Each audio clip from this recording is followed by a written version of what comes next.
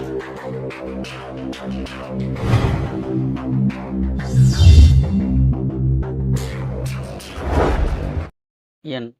குலதெய்வமான குழந்தாளம்மனை போற்றி, பெரிய கற்பனசாமி போற்றி, அனைவருக்கும் எனது பணிவான வணக்கங்கள்.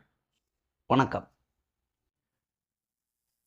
லக்னம் ராசியை மட்டும் வச்சு நீ பலன் சொல்லியா, சொல்ல முடியுமா அப்படின்னு கேட்டிங்கன்னா, பொதுவான பலனை இப்போ நம்ம சொல்லிக்கிட்டே இருக்கலாம். இப்போ பொதுவாக மேச ராசி அப்படி எடுத்துக்குவோம், இல்லை மேச லக்னமாக எடுத்துக்கலாம். இப்போ அதில் என்னென்னாக்கும், வேகமாக இருப்பார், கோபமாக இருப்பார், குணமாக இருப்பார், செவ்வானா வேகமாக இருக்கும், எதுலேயுமே துடிப்பாக இருப்பார் அப்படின்னு சொல்லிட்டோம்னா, ஆமாம் என்ன தங்க கிழிச்சார், நீங்கள் துடுதுடுப்பாக இருக்கிறாரு, என்ன நிவாரணம் சொல்லிக்கிட்டு இருக்க, அங்கே சோம்பேறியாக இருக்கார், அங்கே லக்கணத்தில் சனி அங்கே நீச்சம் பெற்றிருப்பார்.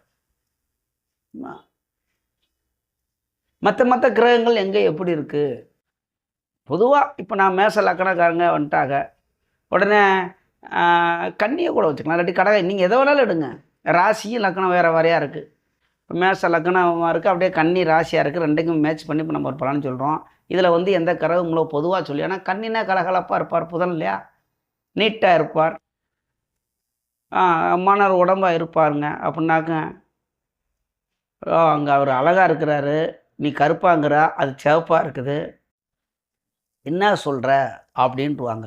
அப்போ அந்த ராசி சந்திரன் கூட, இப்போ அந்த இடத்துல இப்போ கன்னி ராசின்னு சொல்கிறோம், அந்த இடத்துல வந்து புதன் வீடு கொடுத்தவன் எங்கே எப்படி இருக்கிறான், அந்த கன்னி ராசியான பொதுவான நம்ம பலனை சொல்லிக்கிட்டு இருப்போம். கன்னி ராசி அப்படின்னா கலகலப்பாக இருப்பார்கள், எப்பயுமே டபுள் மீனிங்கில் பேசுவாங்க, ரெண்டு அர்த்தத்தில் பேசுவாங்க, அந்த இடத்துல பாட்டு போடுவாங்க, கொஞ்சம் தமாசு சோக்கெல்லாம் அடிப்பாங்க அப்படின்னு சொல்லிகிட்டு இருப்பான். கண்டிப்பாக அது இருக்கும். கன்னி ராசி இந்த மாதிரி கன்னி லக்னம் அப்படின்னு தொடர்பு கொள்ளும்போது அதோடைய குணங்கள் இருக்கத்தான் செய்யும்.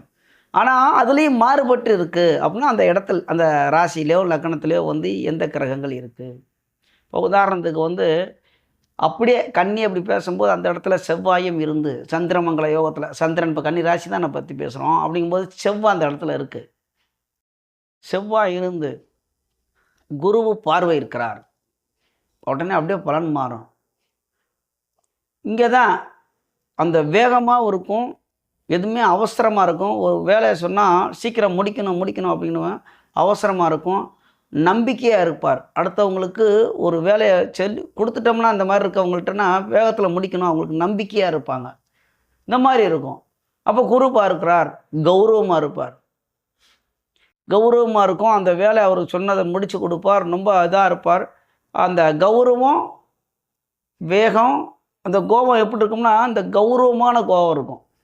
இந்த எதுக்கு எடுத்தாலுமே வளன்னு பேசுகிறது, இந்த வாயிலே இந்த தேவையில்லாத இல்லாமல் கௌரவமான குணம் இருக்கும். ஏன்னா குருவும் சந்திரனும் செவ்வாயும் சம்மந்தப்படுறாங்களா, இந்த மாதிரி இருக்கும்.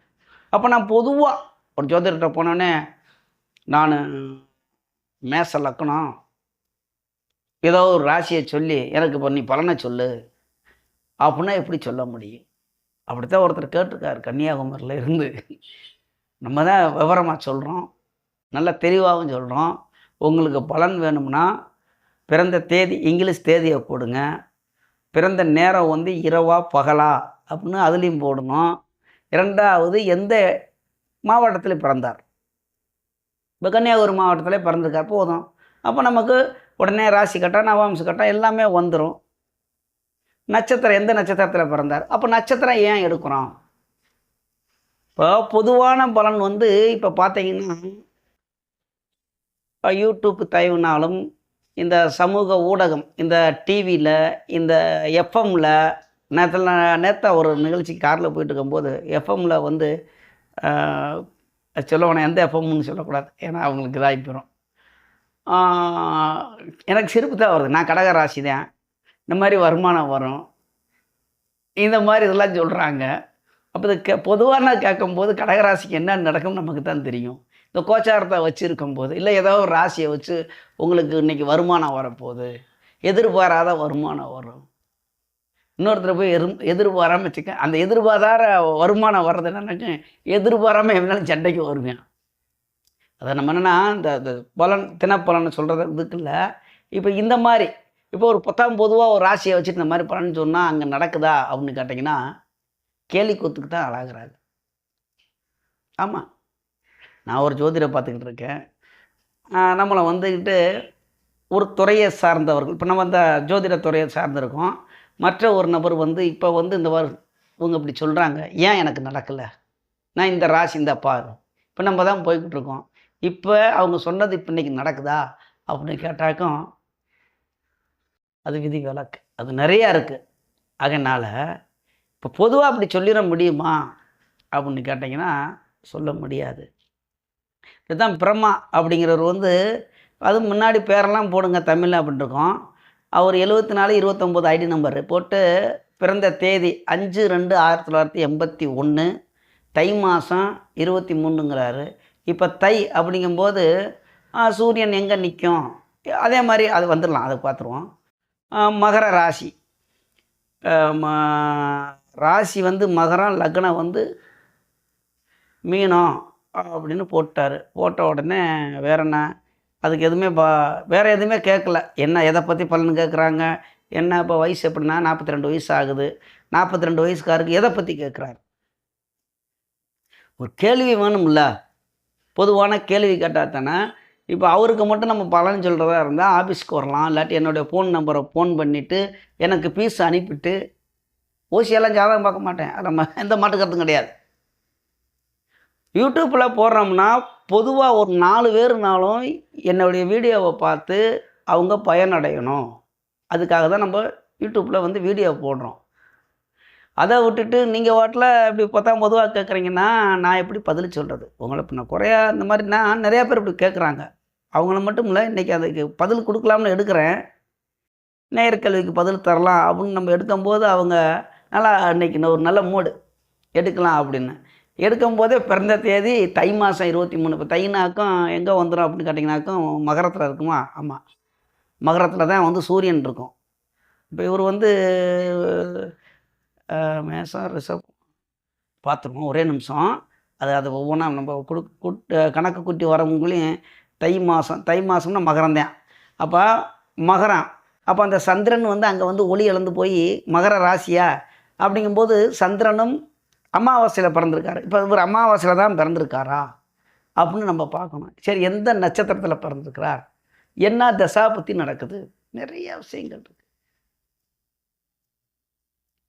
அப்போ வந்து இவர் மகர ராசிங்கும்போது அப்போ சூரியன் அங்கே இருக்குது. அமாவாசையில் தானே பிறந்திருக்காரா? இல்லை அமாவாசைக்கு முன்னாடி இது சதுர்தசி, ஏன்னா திரியோதசிக்கு அங்கே வேலை இல்லை, சதுர்தசியோ திரியோதசியோ அல்லது அமாவாசை திதியா எந்த திதியில் பிறந்தாருங்கிறதையும் பார்க்கணும். ரெண்டாவது என்ன நட்சத்திரத்தில் பிறந்தார். இப்போ அந்த இடத்துல என்ன எடுத்துட்டிங்கனாக்கும் உத்திராடம் திருவோணம் அப்படின்ட்டா வருது இந்த நட்சத்திரம். அப்போ உத்திராடத்தில் பிறந்தாரா, திருவோண நட்சத்திரத்தில் பிறந்தாரா, அல்லது அபிட்டத்தில் பிறந்தாரா? இது ஏன் நட்சத்திரத்தை எடுக்கிறோம்னா அவர் பிறந்த காலத்தில் என்ன திசை பற்றி வருது. இப்போ உத்திராடம் அப்படிங்கும்போது அவர் பிறந்த காலத்தில் எத்தனாவது பாதத்தில் பிறந்த 9 பாதம் இருக்குது. அப்போ உத்திராடம்னா சூரியன், அப்போ சூரியன் வந்து அதோடய தசாபுத்தி காலங்கள் வந்து 7 வருஷம். அந்த 7 வருஷத்தில் வந்து அவர் எத்தனாவது பாவகத்தில் பிறந்தார்? 7 வருஷங்கும்போது இப்போ 2ஆம் பாவகத்தில் பிறக்கிறார். அந்த கர்ப்பதானத்தில் கழிக்கிறது, அதை கழித்து இத்தனை வருஷம் பாக்கி இருக்குது. 7 வருஷம் சூரிய தசையில் வந்து இப்போ 2ஆம் பாவத்தில் பிறந்தார்னா அதில் 7 வருஷத்தில் பாதி 3.5 வருஷம் கழிஞ்சிட்டு பாக்கி 3.5 வருஷம் இந்த சூரிய தசை இருக்குது. அதில் ஒரு கணக்கு இருக்குது, அதெல்லாம் இங்கே சொல்ல முடியாது, நிறையா இருக்குது. இதை கழிச்சு இப்படி எடுக்கும்போது சூரிய தசை 3 வருஷம், சந்திரன் 10, செவ்வாய் 7 வருஷம், ராகு ஒரு 18 வருஷம். இப்போ இவருக்கு 42 வயசில். இப்படி ஒரு உதாரணத்துக்கு தான் நான் சொல்லிக்கிட்டு இருக்கேன். இவன் எந்த தசா பற்றி நடக்குது, எத்தனாவது பாகத்தை இறங்கி கொண்டிருக்கு, இவருடைய கேள்வி என்ன, இப்படித்தான் நம்ம பலன் எடுக்க முடியும். சரி, இப்போ இவர் கேட்டிருக்காரு மகர ராசி, அவருக்கு நிப்பாட்டிருக்காரு மகர ராசிக்கு என்ன பலனா. இப்போ 7.5 சனி இப்போ முடிஞ்சிருச்சு. அதாவது 7.5 சனினா இருக்குது, பாதச்சனி இருக்குது, செம்மச்சனி. ஏன்னா அவருக்கு இதுக்காக நான் சொல்லலை, இதுக்காக. நீங்கள் வந்து வீடியோ பிறந்த தேதி நேரம் இடத்த போடுங்க, உங்களுடைய கேள்வி என்னன்னு கேளுங்க, நான் கண்டிப்பாக பதில் தர்றேன் அடுத்த வீடியோவில், சரிங்களா? ஏன்னா இப்போ மொட்டை கடையாட்சி மாதிரி இப்போ நீங்கள் போட்டிருக்கீங்க. பிறந்த தேதி 5/2/1981 தை மாதம் 23ஆம் தேதி. எனக்கு தமிழ் தேதியெலாம் தேவையில்லை, நீங்கள் எடுத்துக்குவேன். பிறந்த நேரம் இல்லையே, பிறந்த ஊர் இல்லையே. சரி, கன்னியாகுமரின்னு போட்டிங்க, ஏகதேசம் அந்த மாவட்டத்தில் தான் பிறந்திருப்பீங்க, அப்படி எடுக்கலாம். ஒரு தோராயமாக நான் ஒரு கணக்கு எடுக்கிறேன். அப்படிங்கும்போது லக்னத்தில் இந்த ராசி கட்டத்தில் 12 ராசி கட்டத்தில் இந்த 12 கட்டம் இருக்குது. அதில் எந்த பாவத்தில் எந்தெந்த கிரகங்கள் இருக்குது. இப்போ நீங்கள் சொன்னதுனால நான் புரிஞ்சுக்கிட்டேன். இப்போ மகர ராசி தை மாதம் அப்படிங்கும்போது மகரத்திலே சூரியனும் சந்திரனும் இருக்கிறார் அப்படிங்கிறத நான் எடுத்துட்டேன்.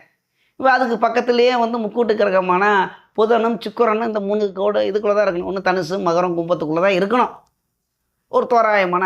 அப்போ 4 கிரகத்தை எடுத்தாச்சு. பாக்கி 5 கிரகம் எங்கெங்கே இருக்குது? லக்னாதிபதி சனி என்ன நிலைமையில் இருக்கிறார்? லக்னம் வந்து என்ன லக்னம் போட்டிருக்கீங்க? மீன லக்னம். மீன லக்னம்னாக்கு லக்னத்துக்கு அதிபதியான குரு என்ன நிலைமையில் இருக்கிறாரு? ராசிக்கு அதிபதியான சனி என்ன நிலைமையில் இருக்கிறாரு? லக்னத்தை எந்த கிரகம்லாம் தொடர்பு கொள்கிறது? நிறைய விஷயங்கள் இருக்குல்ல. நான் வந்து உங்களை எதுவும் தவறாக சொல்கிற மாதிரி இருந்தால் மன்னிச்சுக்கணும். கொஞ்சம் இன்சல்ட் பண்ணுற மாதிரி இருந்தால் அது எனக்கு அப்படி தோணலை. இந்த மாதிரி நிறையா பேர் நான் பதில் கொடுக்கல. சரி இன்றைக்கி கொடுக்கலாம் அப்படின்னு எடுத்து பார்க்கும்போது வந்து உங்கள் கேள்விக்கு வந்து பதில் தரலாம்னு நல்ல மூடில் உட்காந்துருக்கேன். ஆனால் என்னால் கொடுக்க முடியல. அதனால் அதவே டைட்டாக போட்டாச்சு. ஒரு லக்ன ராசியை வச்சு மட்டும் ஒரு பலன் சொல்ல முடியுமா? இப்போ பொதுவான பலன் சொல்கிறாங்க. இப்போ இன்றைய காலத்தில் என்ன இருக்குனாக்கும் கடகராசிக்காரர்களுக்கெல்லாம் அஷ்டமச்சனி நடக்குது. Right, okay. இந்த மாதிரி தடங்கள் ஆகும், அது ரைட்டு. அடுத்து சிம்மத்துக்கு கண்டகச்சனி நடக்குது, அது ரைட்டு, எடுத்துக்கலாம். அர்த்தாஷ்டமச்சனி, அதாவது 8ஆம் இடத்து 8ல் பாதி அர்த்தாஷ்டமச்சனி, அது விருச்சிகத்துக்கு நடக்குது. ஆமாம், விருச்சிகம் தனுசு. ஆமாம், விருச்சிக ராசிக்கு அஷ்டாஷ்டமச்சனி இருக்குது. இந்த 7.5 சனினாக்கும் மகரம் கும்பம் மீனம் இந்த 3 ராசிக்கும் 7.5 சனி நடக்குது. அப்போ நான் வாட்டில் பொதுவான ஒரு பலனை சொல்லிட்டு போகலாம். நீங்கள் மகரத்தில் உங்களுக்கு செம்ம சனி முடிஞ்சிருச்சு, நல்லா இருப்பீங்க. சரி, மகரம் கும்பம் மீனம் மேசம் ரிஷபம். அப்போ ரிஷபத்தில் இப்போ குரு இருக்கிறார், ராசிக்கு 5ஆம் இடத்துல இருக்கார், 9ஆம் பார்வையாக ராசியை பார்க்கிறார். நன்றாக இருப்பீர்கள். உங்களுக்கு இந்த பூர்வ புண்ணியஸ்தானத்தில் குரு இருக்கிறார் 5ஆம் இடத்தில். 5ஆம் இடத்தில் பூர்வ புண்ணியஸ்தானத்தில் இருந்துருக்கிறார். ராசிக்கு தான் சொல்கிறேன். 9ஆம் பாவம் 9ஆம் பார்வையாக உங்கள் ராசியை பார்க்கறதுனால நன்மையாக நடக்கும். உங்களுக்கு பாக்கியமெல்லாம் கிடைக்கும். அவர் பார்க்கக்கூடிய இடமெல்லாம் இந்த மாதிரி இருக்குன்னு நான் பொதுவாக சொல்லிக்கிட்டே இருப்பேன். நீங்கள் என்ன நினைப்பீங்க? என்னையா நீ ஜோசியம் சொல்கிற அப்படிங்குவீங்க. ஏன்னாக்க அங்கே நடக்கிறது ஒன்றா இருக்குது, நீங்கள் சொல்கிறது ஒன்றா இருக்குது அப்படிங்க. அந்த கோச்சார பலனை வச்சு சொல்லும்போது அது வந்து பொதுவான பலன். அது வந்து பொதுவான ஒரு பலன். ஒரு ராசியில் இப்படி வச்சு நம்ம சொல்கிறோம். இப்போ ஒரு ராசி எடுத்துகிட்டு ஒரு உதாரணத்துக்கு வந்து எந்த ராசியாக இருந்தாலும், இப்போ நீங்கள் மகர ராசிங்கிறீங்க, மகர ராசிலாம் வாங்க அப்படின்னு எடுத்துட்டிங்கன்னா 100 பேர் வருவாங்க. இந்த மகர ராசிக்காரர்கள் அத்தனை பேரும் ஒரே மாதிரி தான் அவங்களுக்கு இந்த கஷ்டம்லாம் இருக்கா? எல்லா பேரும் கஷ்டப்படுறாங்களா? இல்லை எல்லா பேருமே நன்றாக இருக்கிறார்களா? அப்புறம் மாறி மாறி தான் இருக்கும். லக்னம் என்ன, நட்சத்திரம் என்ன தசாபுத்தி போய்கிட்டு இருக்கு. ஒவ்வொரு பாவகத்துக்கும் சுக்கிரதசை இப்போ வந்து உங்களுக்கு லக்கணத்துக்கு சுக்கிரன் எதிரி, ராசிக்கு சுக்கிரன் நண்பர். இப்போ உங்கள் லக்கணத்துக்கு அப்படிங்கும்போது அந்த அணியை சார்ந்தவர்களாக்கும் குரு சந்திரன், குரு தசை அல்லது சூரியன் சந்திரன் செவ்வாய் இந்த திசைகள் நடக்கும்போது வந்து இந்த லக்னத்துக்கு நண்பர்களுடைய திசை நன்மையை செய்யணும். சரி, இந்த தசாபுத்தி நடக்குது அப்படின்னா எங்கே இருக்கிறார்கள்? அவர்கள் வந்து யோகத்தை கொடுக்கக்கூடியவர்களா, யோகத்தை கொடுப்பார்களா, இல்லை கெடுப்பார்களா, இல்லை எதுவுமே செய்யாமல் போயிடுவார்களா? பாருங்களா எவ்வளோ விஷயம் வருது. இதெல்லாம் பார்க்கணும். அதனால் இன்னும் நிறையா பேசலாம். அதனால் வந்து யாருங்க பிரம்மாங்களா, நீங்கள் இதே தான் பிறந்த தேதியும் போட்டு பிறந்த நேரம் பிறந்த ஊரை போட்டு உங்களுக்கு என்ன கேள்வி, அதாவது நான் தான் சொல்கிறேன்னா ஒரு ஜாதகத்தை வச்சு நம்ம ஒரு நாள் ஃபுல்லாக கூட சொல்லிக்கிட்டே இருக்கலாம், பேசிக்கிட்டே இருக்கலாம். ஒவ்வொரு பாவகமாக எடுப்போம். அப்புறம் அந்த நட்சத்திரத்தை பற்றியே பேசுவோம். ஒவ்வொரு அந்த கிரகமும் என்னென்ன சாரம் வாங்கியிருக்குன்னு வச்சு பேசலாம். உட்காந்துட்டோம்னா நம்ம அதில் பேசிக்கிட்டே இருக்கலாம். அப்போ உங்களுக்கு என்ன கேள்வி? இப்போ இங்கே ஜாதகம் பார்க்க வராங்கன்னா அவங்க ஹோட்டலில் உட்காந்துக்குவாங்க, நோட்டை கொடுத்துட்டு நீ சொல்லுப்பா நம்ம பார்க்கலாம் அப்படிங்குவாங்க. நம்ம ராசியில் இப்படி தொடர்புள்ளது, ராசி இப்படி இருப்பார், லக்கணத்தை எப்படின்னா ஆளை பற்றி தான் சொல்லிவிட்டு படிப்புக்கு குருவும் புதனும் எப்படி இருக்கிறார், என்ன தசா பற்றி நடந்துச்சு, இந்த மாதிரி அவருக்கு வந்து இந்தந்த காலகட்டத்தில் இப்படி இப்படி இருந்துச்சு, குடும்பத்தில் இப்படிலாம் இருந்துச்சு, ஆணாக இருக்கட்டும் பெண்ணாக இருக்கட்டும் நம்ம பலன் சொல்லிக்கிட்டே வருவோம். அவங்க அமைதியாக உட்காந்துக்கிட்டே இருப்பாங்க. அதில் கொஞ்சம் இழுக்கும். அதுக்கப்புறமா வந்து வயசுக்கு தகுந்தாற் போல். இப்போ உங்களுக்கு 42 வயசு அப்படின்னா உங்களுக்கு இப்போ என்ன பொருளாதாரத்தை பற்றி தான் கேள்வியாக இருக்கும். இல்லை தாயார் இந்த 42 வயசு தாயார், குடும்பம், பொருளாதாரம், இந்த வேலை இதை பற்றி தான் உங்களுடைய கேள்வியே இருக்கும். அதில் நான் மாட்டுக்கருத்தெல்லாம் சொல்லல.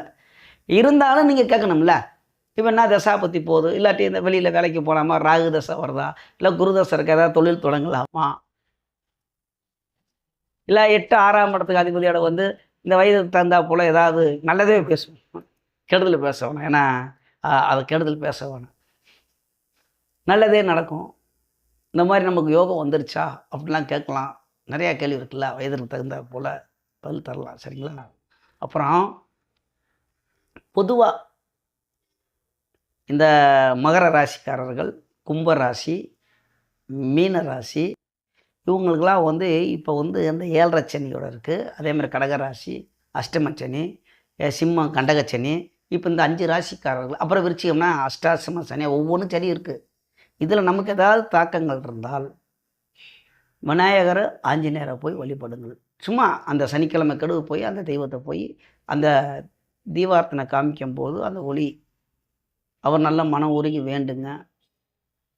அதேமாரி காகத்துக்கு ஏதாவது உணவு கொடுங்க, ஒரு மிச்சரோ வடையோ. உடனே என்னையா காகத்துக்கு கொடுத்தனா இங்கே நடக்குமானா அவரும் திருப்திப்படுத்துகிறோம், சந்தோஷப்படுத்துகிறோம். சரிங்களா? காகத்துக்கு ஏதாவது உணவு கொடுக்கலாம் இந்த மாதிரி. அப்புறம் வந்து ஆஞ்சநேயரை வழிபடலாம். இது இருக்குது, அதில் என்னன்னு பார்க்கணும். இப்போ நம்ம வந்து டாபிக் என்ன அப்படின்னா, லக்கணத்தை ராசியை வச்சு மட்டும் பலன் உன்னால் சொல்ல முடியுமா அப்படின்னு நீங்கள் கேட்குற மாதிரி. அப்படின்னா பொத்தாம்போதுவான பலனை சொல்லிட்டு போயிடலாம், இப்படித்தான்னு. அதுலேயும் அந்த எந்த பாவத்தில் எந்த கிரகம் நின்னாலும் அதுக்குள்ளே. இப்போ ஒரு உதாரணத்துக்கு 2ஆம் பாவத்தில் இப்போ உங்களுக்கே வச்சுருவோம், அந்த லக்கணத்தை வச்சு எடுப்போம். இப்போ லக்கணத்தில் வந்து உங்கள் லக்கணம் வந்து மீன லக்கணம்ட்டீங்க. இப்போ சூரியன், சந்திரன், சுக்கிரன், புதன் இந்த பாகத்தில் தான் இருக்கணும். அடுத்து வந்து நமக்கு 2ஆம் பாகத்தில் இப்போ இங்கே தான் வருது விஷயம். செவ்வாய் அந்த இடத்துல ஆட்சியாக இருக்கிறார் மேஷத்தில். குரு என் லக்னாதிபதி எங்கேயாவது இருந்து பார்க்கிறார். அப்படிங்கும்போது வாக்குஸ்தானமான பணம், நிலம் இதெல்லாம் நல்லா அருமையாக இருக்குமே. ஏன்னா செவ்வாய் 2ஆம் இடத்துல ஆட்சியாக இருக்கிறார்ல. கொஞ்சம் கடுமையான என்னென்னா அதிகாரத்தோடு தான் வார்த்தையை யூஸ் பண்ணுவீங்க.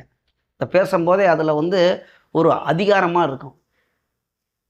அதாவது இங்கே வாப்பாங்கிறதுக்கு இங்கே வாடாங்கிறதுக்கு வித்தியாசம் இருக்குல்ல. என்ன நீ இப்படி பண்ணிக்கிட்டு இருக்க, ஒரு தடவை சொன்னால் கேட்க மாட்டியா, அப்படி இப்படின்னு கொஞ்சம் அதிகாரமாக கொஞ்சம் அதட்டி பேசுகிறாங்கல்ல, அவங்களுக்கெல்லாம் வந்து 2ஆம் இடத்துல செவ்வாய் இருப்பார்.